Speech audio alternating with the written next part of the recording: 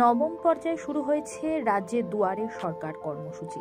শনিবার হুগলির আরামবাগ পৌরসভার 3, 13 এবং 19 নম্বর ওয়ার্ড মিলিয়ে আরামবাগের বয়েজ হাই স্কুলে অনুষ্ঠিত হলো।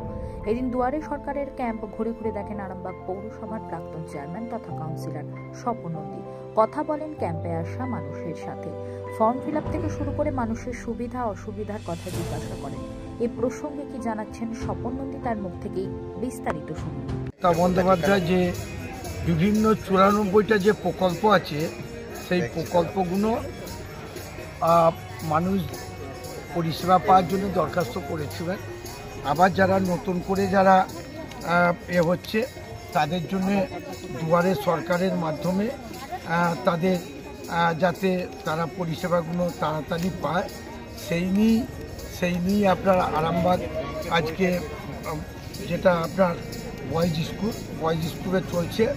আজকে কালকে হয়েছে আপনারা 1-2 আপনার কালকে হয়েছে 24 তারিখে হয়েছে 1-2 আর আজকে হচ্ছে 3, 13, 19 আরামবাগ বয়েজ স্কুলে হচ্ছে। আপনারা দেখতে পাচ্ছেন যে সব পরিষেবাগুলো মানুষ দিদি পদোন্নতায়, আমি বলবো পদোন্নতাতেই যেটা হচ্ছে আর কি।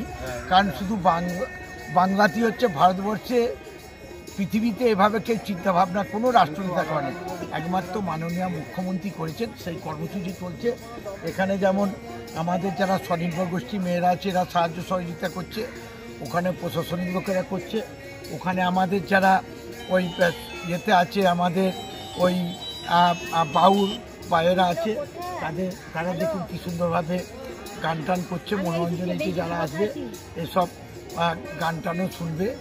এইসব এখানে পরিষেবা আপনারা জানেন যে মাননীয় মুখ্যমন্ত্রী যে 94টা পরিষেবা আছে সেই 94টা পরিষেবার মধ্যে এখানে আছে আপনার সেই কন্যাশ্রী থেকে যুবশ্রী থেকে আরম্ভ করে যেসব পরিষেবাগুলো আছে আর কি, সেই সব পরিষেবাগুলো 94টা, যেমন মনে করুন কন্যাশ্রী, যুবশ্রী, স্বাস্থ্যসাথী থেকে বার্ধক্য ভাতা, বিধবা ভাতা, প্রতিবন্ধী ভাতা, এই যে কৃষকদের কৃষক পেনশন, কৃষকদের কৃষক বন্ধু।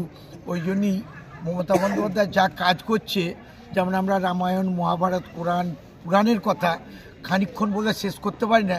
মমতা বন্দ্যোপাধ্যায় যদি উন্নয়নের কথা বলা যায় তাহলে আপনার ঘন্টার পর ঘন্টা লেগে যাবে। তাই আপনাদের আমি যে পরিষেবাগুলো হচ্ছে আপনাদের হোয়াটসঅ্যাপে আমি পাঠিয়ে দিচ্ছি, দিয়ে সেগুলো দেখে আপনারা মানুষকে আপনাদের মাধ্যমে, আপনারাই তো দর্পণ, আপনাদের মাধ্যমে মানুষ জানতে পারবে, জানতে পেরে তারা করবে। যেমন আজকে যেমন 19 যেমন চলছে, এবার কালকে আছে আপনার কাল কত তারিখ হচ্ছে 26 তারিখটা ছুটি আছে। হ্যাঁ, আবার 27 তারিখে আছে আপনার 27 তারিখে আছে 4, 5, 6, 14 আছে আরামবাগ গার্লস স্কুলে আছে।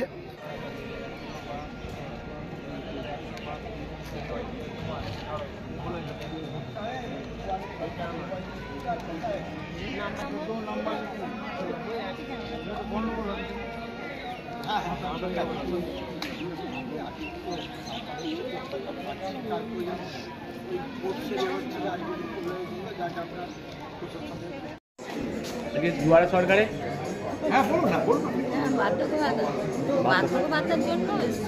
আবেদন করতে এসছেন?